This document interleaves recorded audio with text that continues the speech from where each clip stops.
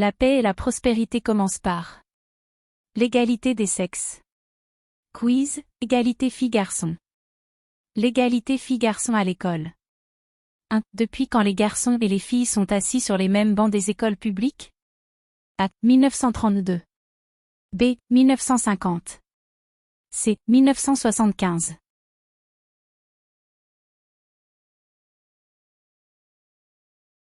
Réponse C. 1975. La mixité devient obligatoire de la maternelle au lycée en 1975, avec la loi Abi. L'université est quant à elle ouverte aux filles depuis l'avant-guerre mais dans les faits, peu de filles osent y entrer avant les années 1950 à 1960. Les grandes écoles suivent le mouvement mais lentement, Polytechnique en 1972, les écoles normales de la rue du Mans. 1986. En revanche, l'ENA, École nationale d'administration devenue depuis 2022 l'Institut national du service public, est mixte depuis sa création, en 1946. 2. En France et en Europe, les femmes qui obtiennent un diplôme de l'enseignement supérieur, après le bac, sont A. Plus nombreuses que les hommes. B. Moins nombreuses que les hommes. C. Aussi nombreuses que les hommes.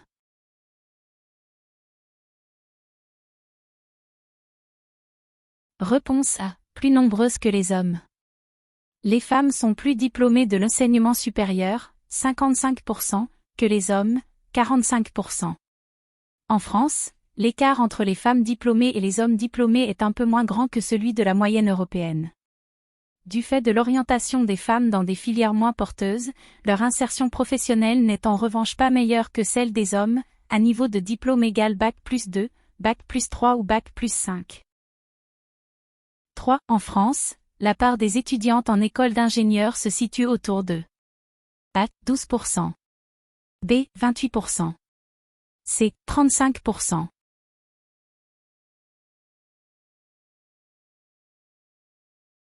Réponse B. 28%. Les étudiantes en école d'ingénieurs représentent 28% des inscrits.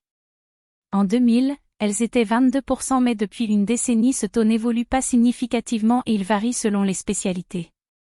Ainsi, les femmes diplômées Bac+2 sont titulaires de BTS ou DUT tertiaire et les hommes diplômés sont plus nombreux dans les filières industrielles, qui permettent une meilleure insertion, plus facile et dans le domaine visé.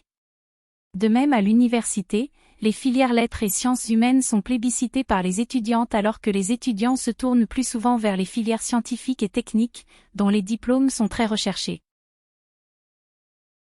4. Quel est le pourcentage d'hommes professeurs des écoles?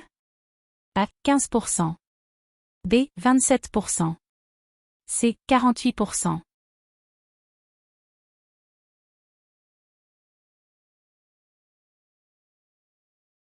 Réponse A. 15%. Les hommes qui enseignent à l'école élémentaire sont très minoritaires et ne représentent que 15%. Quelles en sont les causes? Plusieurs raisons sont évoquées. Les femmes seraient attirées par ce métier, avec l'idée stéréotypée qu'elles sont naturellement faites pour s'occuper des enfants. Les hommes délaissent ce métier car la profession s'est féminisée et a perdu de son prestige, reconnaissance sociale, salaire. Et les effets? Une image réductrice et dévalorisée de l'enseignement. Des garçons qui ne rencontrent presque pas de modèle masculin pendant leur scolarité auquel ils pourraient s'identifier. 5. Quel est le pourcentage d'étudiantes en médecine? A. 50%. B. 60%. C. 70%.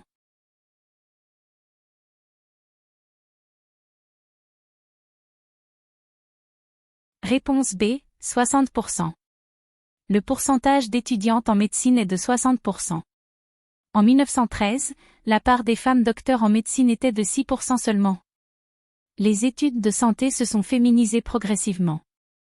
Récemment, les femmes médecins sont devenues majoritaires. Mais elles restent encore minoritaires en chirurgie et aux postes les plus prestigieux, professeurs d'université, et de décision, directrices d'hôpital. Cela s'explique par ce qu'on appelle le plafond de verre, qui les discrimine dans l'évolution de leur carrière au profit des hommes. 6. Quel est le domaine de formation le plus mixte? A. L'industrie. B. La vente. C. L'agriculture.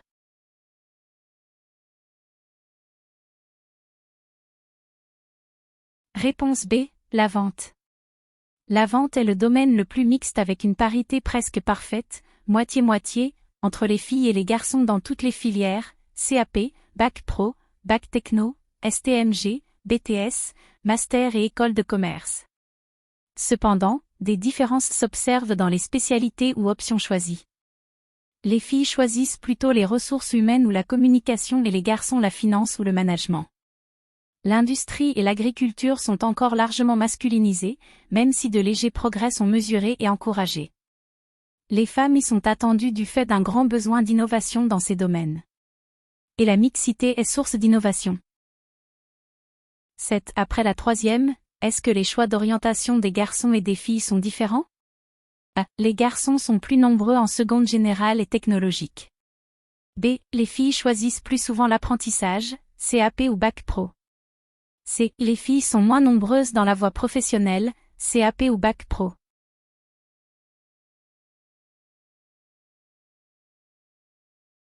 Réponse C. Les filles sont moins nombreuses dans la voie professionnelle, CAP ou Bac Pro.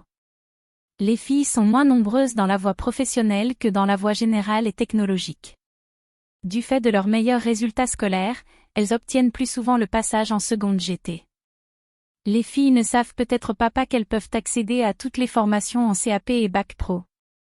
En effet, lorsqu'elles se dirigent vers la voie professionnelle, les filles se concentrent, pour beaucoup d'entre elles, sur quelques formations du domaine du soin et des services, et plus souvent dans le cadre d'une formation à temps plein, formation initiale, que dans le cadre d'un contrat d'apprentissage. 8. Quel enseignement de spécialité de première générale les filles choisissent-elles en majorité? A. Mathématiques. B. Numérique et sciences informatiques. C. SVT.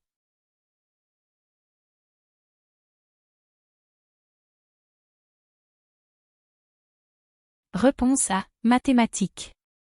Contrairement aux idées reçues, les filles choisissent en majorité les mathématiques même si leur part est moins importante que les garçons. Ces derniers se concentrent sur les disciplines scientifiques et délaissent les humanités, les lettres et les langues. En revanche, peu de filles poursuivent un cursus en mathématiques après le bac. Elles sont trop minoritaires, au regard des enjeux économiques et d'avenir, dans les enseignements informatiques et les sciences de l'ingénieur, alors que c'est une femme qui a inventé le code. Au Portugal, en Suède, les femmes scientifiques et ingénieurs sont plus nombreuses que les hommes. En Inde et en Malaisie, les femmes sont plus nombreuses que les hommes dans l'informatique où la représentation du métier est différente, travail de bureau hautement qualifié. 9. Après la 2-2, les garçons qui s'orientent vers la voie technologique sont très peu nombreux à choisir le bac. A. STI2D. B. STMG. C. ST2S.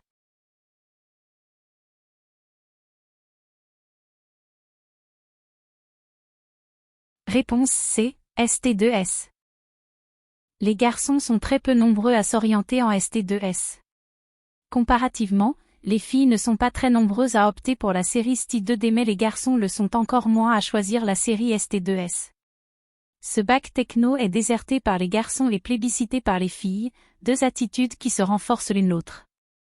Les métiers du soin, infirmiers, infirmières principalement, et du social restent très fortement associés aux qualités jugées féminines telles que l'écoute, la douceur, la sensibilité dont on éloigne les garçons, ce qui est dommageable pour eux. On oublie par ailleurs que les métiers auxquels mène la série ST2S exigent une grande résistance physique et morale. Malgré tout, de faibles évolutions sont constatées à la fois pour les filles vers l'ingénierie et pour les garçons vers le soin. Deux séries sont moins soumises au genre, la série STL est mixte, 40% et 60% d'un genre représenté, et la série STMG atteint la parité, 50%, 50%. 10. Après la terminale, comment filles et garçons se répartissent dans les filières d'études?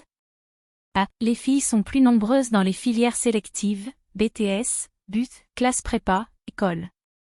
B. Les garçons sont plus nombreux dans les filières sélectives, BTS, BUT, classe prépa, école.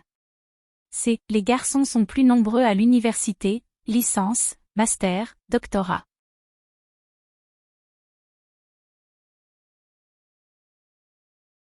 Réponse B. Les garçons sont plus nombreux dans les filières sélectives, BTS, BUT, classe prépa, école. Les garçons sont plus nombreux dans les filières sélectives. Et les filles sont plus nombreuses à l'université. Les raisons sont multiples. Déjà en plus grand nombre dans la voie pro, les garçons sont plus nombreux à poursuivre en BTS, la poursuite d'études conseillées après un bac pro. Concernant les classes préparatoires, cela s'explique principalement par le nombre plus faible de filles qui choisissent une prépa scientifique. Parfait. Tu maîtrises bien le sujet.